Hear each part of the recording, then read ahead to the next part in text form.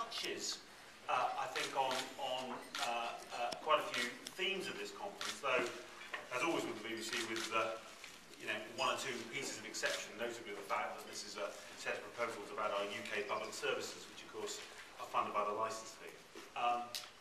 So what I thought I'd do is take you through the proposals and some of the context for them, and then perhaps there'll be a chance for questions and comments from the floor as well. So today we are launching a set of proposals about what the BBC should look like in the middle of the coming decade. Even more than today, we believe in a BBC which puts quality first, which does fewer things better, which guarantees access for all, not just to BBC digital services, but to the wider benefits of digital, which makes the BBC licence fee work harder, and also a BBC which sets new boundaries for itself. Now, these proposals are our answer to a set of challenges that were laid down last summer by our governing body, the BBC Trust. And from today, the Trust will take those proposals, consult the public, and then arrive at its own view about the strategic way forward for the organisation. Now, if you read press speculation about these proposals over recent days, you'd assume that the only questions the strategy review was set up to answer was about the BBC's size and what it should stop doing. But actually, the right first question, the question every consideration of the BBC and its strategy should begin with, is not about size or scope. It's about what the BBC is for. And it's from the answer to that question that the answer to every other question, editorial priority, size, scope, our role in the digital space, and so on, it's from the answer to that question that everything else should flow. So let me begin by answering that question. The BBC's mission is to inform, educate, and entertain audiences with programmes and services of high quality, originality, and value. Our constitutional and financial independence, our heritage, above all, our relationship with viewers and listeners and users, gives us a unique opportunity to enrich and sustain what we've come to call public space, both here in the UK and around the world.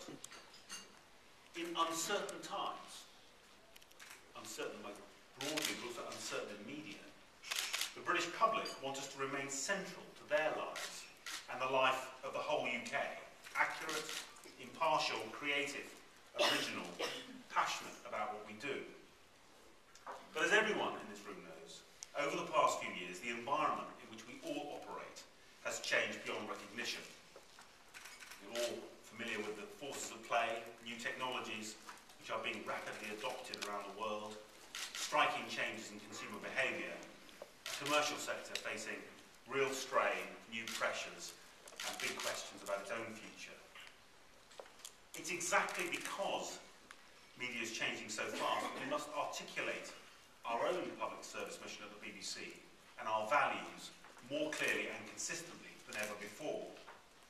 We need to explore new ways of delivering our mission and of ensuring, as I've said, that the benefits of digital can be enjoyed by all.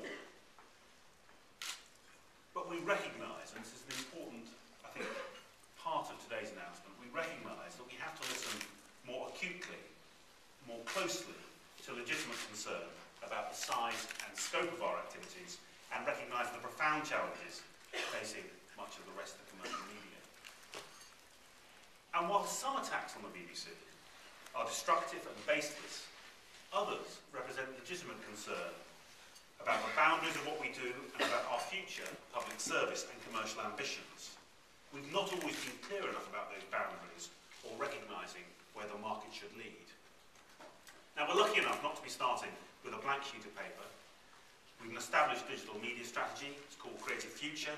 We developed it 3 years ago. Creative Future set the basic direction of travel for the BBC. It delivered services like the BBC iPlayer to the public. It set us down a road to liberate the BBC's enormous archive. In many ways, today's proposals build on that vision of the BBC's role in the digital age. But the fact that we've needed to do another new review so quickly also reflects the incredible rate and extent to which our world has changed. Creative Future, it's 3 years old, scarcely mentions social media and predates the whole world of the iPhone and the App Store. Even more significantly, it was written against a backdrop of a UK media sector where questions of the BBC's market impact could be seen alongside a story of commercial profitability and growth. Much of that has changed. So last summer, BBC Trust and I agreed to bring forward the next piece of strategic thinking and to formulate proposals for the shape and direction of the BBC in the second half of the Charter from 2012 to 2016. Some people rather hope that as a result of the work, the BBC would throw in the towel or shrink to a fraction of its current size.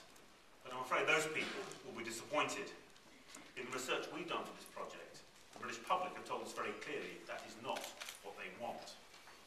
Nonetheless, today's proposals do represent a step change with the past.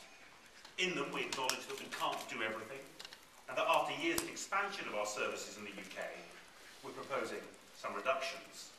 The point of the reductions is not to diminish the service we offer to the public, but rather to focus the licence fee and the creative energy of the BBC on delivering the highest quality and the maximum public value. This is above all a strategy about quality, about defending it, improving it, sharing it with the public and other organisations. The story begins with editorial choices. And today, for the first time, in addition to the BBC's broad public purposes, we're spelling out a set of specific editorial priorities on which we want to focus creative energy and investment. There are 5 of them. And to illustrate them, and to have a sense about how these priorities play out in the life of the BBC, I want to show you something which I showed my colleagues inside the BBC earlier today, which is the fruits of sending a camera out for just a few days around the BBC a couple of weeks ago in